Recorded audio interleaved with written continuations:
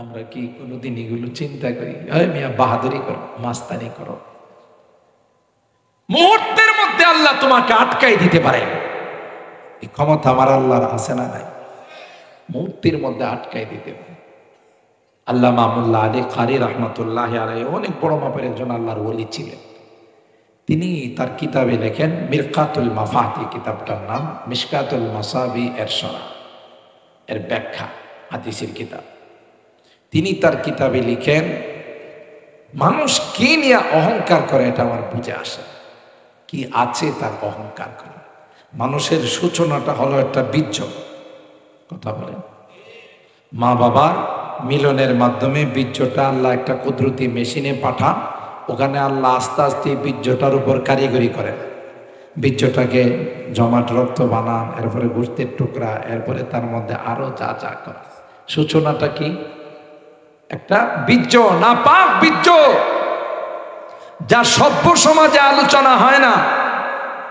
কথা বলেন ঠিক কি না? এটা দিয়ে আমাদেরকে আল্লাহ বানাইছেন, ইয়াখরুজু মিন বাইনিস সুলবি ওয়াত তারাইব। আল্লাহ ডাক দিয়া কয়, বাবার বীর্যটা মেরুদণ্ড থেকে বের হইছে। সুবহানাল্লাহ বলে। মার বীর্যটা সিনা থেকে বের হইছে। দুইটাকে আমি আল্লাহ মিলনের মাধ্যমে কুদরতি মেশিনে পাঠাই। ওখানে আমি আল্লাহ 40 দিন পর পর তার মধ্যে পরিবর্তন ঘটাই। সুবহানাল্লাহ। আচ্ছা, এটা গেল আমাদের সূচনা, শুরু, তাই না? মাঝখানে কি আছে আমার কাছে? আমি যে বাহাদুরি করি, মাস্তানি করি, ওরে বাবা, একটু বড় লোক হইলে দেখা যায় লুঙ্গি এমন ভাবে পড়ে, পুরা রুট ক্লিনার আছে না, 2 হাতে 2 মোবাইল, স্বর্ণের ছুরি, এরপরে আংটি, আর একটার পর একটা বেনসন না কি যেন কয় লাগায়। কি হয়েছে? তার 5 জন তার পিছনে হাঁটে। কে উনি? কে উনি? সাহেব, উনি আমাদের এলাকার বড় লোক, মাস্তা, কথা কয় না, নেতা। এই জন্য এই রুট ঝাড়ু যারা দেয় তাদের অনেক কাজ উনি নিজেই কইরা দেয়, যেহেতু লুঙ্গিটা লম্বা করে পড়ছে। রুট ক্লিনার যারা আছে, ঝাড়ুদার যারা আছে, তাদের আর দিতে হয় না, হ্যাঁ নিজেই লুঙ্গি দিয়ে ঝাড়ু দিয়ে দেয়। অথচ মুসলমানের জন্য টাকনুর নিচে কাপড় পরা হারাম না হালাল? জোরে বলেন। হারাম। স্বর্ণ পরা হারাম। আবার কিছু আধুনিক মুসলমানও বাইরেছে, ওইটা দেখবেন হাফ প্যান্ট পরে। নরসিংদী এলাকায় নাই, 5 দোনা এলাকায় নাই। ওরে বেহায়া, বেশরম, বেলাজা, তোর লজ্জা করে না? তুই হাঁটু বাইরে করে করে চলস? তোর লজ্জা থাকা উচিত। মুসলমান কোনোদিন হাফ প্যান্ট পরে বেড়াইতে পারে না, কারণ দাইমি ফরজ হলো কাপড় হাঁটুর নিচে থাকা। কথা বলেন ঠিক কিনা? হ্যাঁ, একটা সময় এই ফরজটা থাকে না, যখন বিশ্বকাপ ফুটবল খেলা শুরু হয় তখন এই ফরজটার কিছুদিনের জন্য থাকে না। যতদিন বিশ্বকাপ ফুটবল খেলা চলে ততদিন হাঁটুর উপরে কাপড় যারা ওঠায় তাদের কোনো সমস্যা নাই, যারা দেখে তাদের কোনো সমস্যা। যুবকরা কয়, হুজুরের বয়ানের তো সাইজ ভালো না রে, আমরা যে বিশ্বকাপ খিচুড়ি খায়া খায়া দেখি হুজুরে, এটা মনে জানছে কাহারও কাছে, কথা কয় না। লাআনাল্লাহুন নাযিরা ওয়াল মানযুরা ইলাইহি। যারা সতর খুলে তারা যেমন গুনাহগার, যারা দেখে তারাও সমান। কথা কি বুঝাইতে পারলাম? তাইলে দেখেন মাস্তানি, যে জিনিস তোমার জন্য হালাল না, তুমি এটাকে হালাল মনে করে করতেছ। তোমার কি আছে? তুমি যে বাহাদুরি করো, তোমার যদি কেউ বলে, এই বেটা তোর কি আছে, বেশির থেকে বেশি আপনি পেট ফাইরা 2টা ট্যাঙ্কি দেখাইতে পারবেন, একটা হলো ময়লার ট্যাঙ্কি আর একটা পেশাবের ট্যাঙ্কি। কথা কয় না? আরে আমার কথা না, আল্লাহর ওলির কথা। এটা হলো আপনি যতদিন বেঁচে আছেন, মারা গেলে আপনারে কি বলে? মরা লাশ। প্রেসিডেন্টের যেই লকব, রিক্সাওয়ালারও, কথা কয় না, একজন সাধারণ দিনমজুর লেবার, তারও এই লকব, একটাই নাম সবার সাথে হলো লাশ। ঠিক না? লাশ পড়ে আছে, লাশ বাড়িতে আছে। এটা যদি 2-3 দিন রাখা হয়, তার থেকে খুশবু বেরিয়ে, সেন্ট বেরিয়ে, না পচা গন্ধ বেরিয়ে। আব্বালুহু নতফাতুন মাযিরাতুন নুতফাতুন কাদিরাতুন ওয়া তাহমিলু বাইনা যালিকাল আদিরা ওয়া আখিরুহু জিফাতুন মাদিরা। কিসের অহংকার? আল্লাহ কয় অহংকার করবি এমন ভাবে আমি ধরব খুঁজে পাওয়া যাবে না। কথা বলেন ঠিক কি না? অহংকার ভালো নয়। কথা বলেন। অহংকার করে, জোর করে, জুলুম করে, জবরদস্তি করে ক্ষমতায় টিকে থাকা, আল্লাহকে ভুলে যাওয়া যে আমি সবকিছুর ক্ষমতার মালিক, লাখ লাখ মানুষকে গুলি করে মেরে ফেলো, তারপর আমার ক্ষমতা ঠিক থাকতে হবে। কথা বলেন ঠিক কি না? আল্লাহ এটা বরদাস্ত করেন। কথা বলেন ঠিক কি না? তাহলে কিসের অহংকার? আল্লাহ বলেন গোলাম তোরে বড় আদর করে বানাইছি, তোরে মারার জন্য বানাইনি। সুবহানাল্লাহ। তাইলে আল্লাহ আমাদের ভূমিকম্প দেন কেন? করোনা দেন কেন? চিকুনগুনিয়া দেন কেন? ডেঙ্গু এগুলো দিয়ে আমাদের মারেন কেন? তো তোদের কারণে মারি। তোরা আমি যে এত কিছু দিছি আমারে ভুইলা শয়তানের এত্তেবা করস। কথা কি ঠিক বললাম?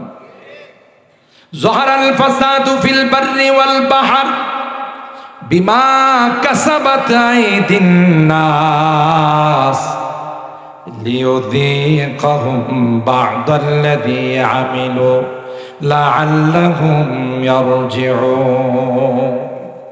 আল্লাহ ডাক দেয়া কয়ে গোলাপ, করোনা আসে, ভূমিকম্প আসে, সিডর আসে, আইলা আসে, ডেঙ্গু আসে, আরো যত রকমের বিপদ আসে রে, মনে রাখতে হবে তোদের গুনার কারণে আসে। কথা কয় না? এরপরে সূরা শুরার আয়াতের মধ্যে আল্লাহ বলেন ওমা আসাবাকুম মিন মুসিবাতিন ফাবিমা কাসাবাত আইদিকুম ওয়া ইয়াফু আন কাসীর। আল্লাহ ডাক দেয়া কয় যে পরিমাণ গুনাহ করো রে, আমি যদি তার উপরে শাস্তি দিতাম তোমাদের খুঁজে পাওয়া যাইত না। সব মাফ করে দিই, আংশিকের উপর তোদেরকে আমি একটু শাস্তি দিই, মারার জন্য নয়, তোদেরকে ওই রাস্তা থেকে ফেরত আনার জন্য। আমি আপনাদের জিজ্ঞাসা করি আমাদের হৃদয়টা, আমাদের দিলটা কত পাষাণ। এই যে এত বড় একটা ভূমিকম্প, অনেকেই বলতেছেন যে 60 বছরের মধ্যে এই জাতীয় ভূমিকম্প অনুভব করি নাই। আমার জীবনে তো, আমার এই জীবনে আমি কোনোদিন, আমি তখন জুমার প্রস্তুতি নেওয়ার জন্য মসজিদে আসবো জুমা পড়াতে, ওয়াশরুমে গোসল করতেছিলাম, মনে হচ্ছিল গোসলখানাটা আমাকে নিয়ে হেলে যাচ্ছে। আমি ওই অবস্থাতে ইন্না লিল্লাহ আর দোয়া ইউনুস পড়তেছিলাম, আমি মনে করে নিয়েছিলাম যে শেষ। আর পরে জুমাতে আমি বললাম যে দেখেন আল্লাহ কত বড় রহম করছেন, আজকে হয়তো এমনটা হতে পারতো খতিবও নাই, মসজিদও নাই, মুসল্লিও নাই। কথা বলেন ঠিক কিনা? এই ক্ষমতা আল্লাহর আছে না নাই? আল্লাহ আমাদেরকে সতর্ক করার জন্য আল্লাহ বলেন মায়েরা লাভ নাই। আমাদের নবী আল্লাহর কাছে দোয়া করে গেছেন, আল্লাহ আমার উম্মতের গুনার কারণে একসঙ্গে তুমি ধ্বংস করে দিও না। কথা বলেন ঠিক কিনা? আরে এই জন্য তো বাইচা আছে, নাইলে বলুন তো দেখি বুকে হাত দিয়া, নামাজির সংখ্যা বেশি না বেনামাজির সংখ্যা বেশি? বলেন বলেন। হ্যাঁ, শতকরা 5% মানুষ নামাজ পড়ে না। 95% মানুষ নামাজ পড়ে না, 5% মানুষ নামাজ পড়ে। শুধু জুমার দিন মুসল্লি দেখা যায়, আর বাকি সময় কোনো মুসল্লিদের খুঁজেও পাওয়া যায় না। কথা কি ঠিক বললাম? আচ্ছা, আল্লাহ কি দুইটা সিজদা পাওয়ার উপযুক্ত না? বলেন। যে আল্লাহ আমাকে মার পেটে পালছেন, পরে দুধ দিয়ে পালছেন, চিকন চাউল দিয়ে পালছেন, এখনো প্রতিদিন ফ্রেশ অক্সিজেন দিতেছেন, আমরা শ্বাস প্রশ্বাস নিতেছি না, এই অক্সিজেনটা কে দিতেছেন? মাসে আমাদের কয় লাখ টাকা বিল দেওয়া লাগে? বললেন কোনো বিল দেওয়া লাগে? আল্লাহ কয় তুই সিজদা দিবে, বিল আদায় হয়ে যাবে। সুবহানাল্লাহ। তো আমাদেরকে আল্লাহ শাস্তি দিবে না? এখনো তো আমাদের হেদায়েত হয় নাই। এই যে ভূমিকম্প মেরে ফেলছিল, আল্লাহ বাঁচাই দিছে। উচিত ছিল বেনামাজিদেরকে মসজিদে আইসা সিজদায় পড়ে যাওয়া। কিন্তু মদখুরদের নেশা বন্ধ হয় নাই, গানাদারদের গান শোনা বন্ধ হয় নাই, সুদখুরদের সুদ বন্ধ হয় নাই, বেনামাজিদের নামাজ আসে নাই। তাইলে কি আল্লাহ নারাজ হবেন? আল্লাহ পাক বলেন আল্লাহু ইয়াদউ ইলা দারিস সালাম ওয়া ইয়াহদি মান ইয়াশাউ